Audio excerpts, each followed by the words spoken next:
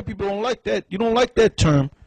You don't like that word, exterminate. You're going to be exterminated, all right? Now, go from there. Let's go back to Hosea, the 8th chapter, the first 3 verses, and then jump to Matthew, the 11th chapter, verses 11 to 12. All right, go ahead. Hosea chapter 8, verse 1. Set the trumpet to thy mouth. He shall come as an eagle against the house of the Lord. Right. So when the Romans came and took down the nation of Israel, they came in the power of the eagle. When the so-called white man went to Africa and made a deal with the Africans and the Arabs, they came in the power of the eagle. I'm talking about America, right? Go ahead. It says, set the trumpet to thy mouth, he shall come as an eagle against the house of the Lord, because they have transgressed my covenant and trespassed against my law. Israel shall cry unto me, my power, we know thee. Israel hath cast off the thing that is good. The enemy shall pursue him. Right. Israel have cast off the what? The thing that is good. What is good? The truth. The Lord. Yahweh Ba'ashem Yahweh Shai.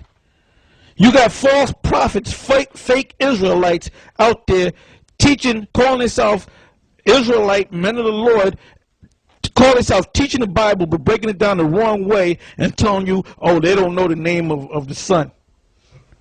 And the key to the Father is the name of the Son. Yahweh and Yahweh Shai. Go ahead. I'm on Matthew now, right?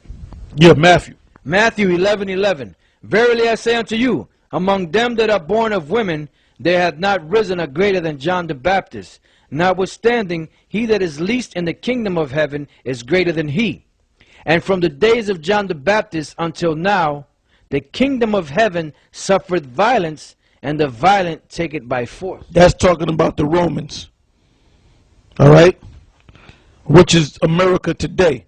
Now, I like the brother to go from there to the book of Revelation, the 13th chapter, and you can start from the top. Revelation 13:1. And I stood upon the sand of the sea, and saw a beast rise up out of the sea, having 7 heads and 10 horns, and upon his horns 10 crowns, and upon his heads the name of blasphemy. And the beast which I saw was like unto a leopard, and his feet were as the feet of a bear, and his mouth as the mouth of a lion. And the dragon gave him his power, and his seat, and great authority. And I saw one of his heads as they were wounded to death, and his deadly wound was healed. And all the world wondered after the beast. And I saw one of his heads as they were wounded to death, and his deadly wound was healed. And all the world wondered after the beast. And they worshipped the dragon, which gave power unto the beast. And they worshipped the beast, saying, who is like unto the beast? And who is able to make war with him? And there was given unto him a mouth speaking great things and blasphemies. And power was given unto him to continue 42 months. And he opened his mouth in blasphemy against the Most High, to blaspheme his name and his tabernacle, and them that dwell in heaven. And it was given unto him to make war with the saints, and to overcome them.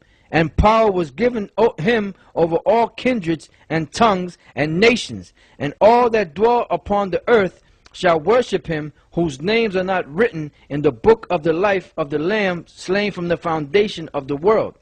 If any man have an ear, let him hear. He that leadeth into captivity shall go into captivity. He that killeth with the sword must be killed with the sword. Here is the patience and the faith of the saints. And I beheld another beast coming up out of the earth, and he had 2 horns like a lamb, and he spake as a dragon. So when the brother started from the top, it was talking about the Roman Empire, the power of the Roman Empire, and then it spoke about how he had a deadly wound, and that deadly wound was healed. So that deadly wound being healed is talking about America, because this is the Roman Empire all over again, all right? Like I said, that's why America carries the eagle, and that's why Rome carried the eagle. Now, if you look up on the screen, it says Jupiter or Jove, right? It says title, King of the Gods, Then it goes on to say son of Saturn, grandson of Uranus, husband of Juno. All right? And as you read further down, it says, means father. Job, father in Latin is a pater. Okay? Which Jupiter, during the time of when the Greeks were in power, was Zeus. So it's the same God in the Roman Empire, but it's called the same God Zeus, but it's called Jupiter. Now, if you go to the Vatican City, in the Vatican City, you have what the founder of the so-called Roman Catholic Church or Vatican City. You have Peter. Peter's not in the Vatican City. That statue of that individual sitting on a throne, when you go on the tour to Vatican City and they tell you that's Peter, that's not Peter, that's Pater, which is another name for Jupiter. All right? Now, if you go to right. Paul speaks about Jupiter. All right. Now, if you Google the word Jupiter or Jupiter and the eagle, if the brother could do that, all right, Jupiter and the eagle, it breaks it down. So the God that this so-called white man is worshiping is not God. When they talk about God bless America, they're really asking Jupiter, the Greek god Zeus or the Roman god Jupiter, to protect them. But they call him God in this world, all right? Go ahead. Acts chapter 19, verse 34. But when they knew that he was a Jew, all with one voice about the space of 2 hours cried out, Great is Diana of the Ephesians. And when the town clerk had appeared, the people, he said, You men of Ephesus, what man is there that knoweth not how that the city of the Ephesians is a worshipper of the great goddess Diana and of the image which fell down from Jupiter? Yeah, read that again. It says, and the brother could get me number 30.